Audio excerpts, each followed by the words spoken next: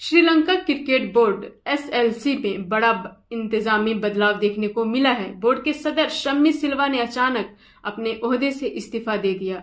Media reports के मुताबिक ये कदम राष्ट्रपति अनुराग कुमार दिसानायके की तरफ से बोर्ड में सुधार और तब्दीली पर जोर दिए जाने के बाद सामने आया। शम्मी सिल्वा के साथ साथ पूरी एग्जीक्यूटिव कमेटी ने भी सामूहिक तौर पर इस्तीफा दे दिया है। ये इस्तीफे तुरंत नाफिज हो गए।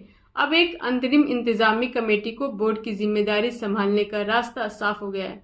एसएलसी की तरफ से जारी आधिकारिक बयान में कहा गया, श्रीलंका क्रिकेट के सदर शम्मी सिल्वा ने आज अपने ओहदे से इस्तीफा दे दिया। उनके साथ एग्जीक्यूटिव कमेटी के तमाम अफराद ने भी अपने इस्तीफे पेश किए। इस फैसले की इत्तिला बाकायदा तौर पर राष्ट्रपति अनुराग कुमार दिसानायके और खेल एवं युवा मामलों के वजीर सुनील कुमार गमागे को दे दी गई है।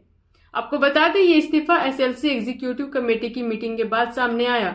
शम्मी सिल्वा ने थिलंगा सुमतिपाला के बाद सदर का ओहदा संभाला था। सुमतिपाला पर करप्शन के इल्जाम लगे थे। शुरुआत में सिल्वा को उनका करीबी माना जाता था, लेकिन बाद में उन्होंने अपनी मजबूत पकड़ बना ली।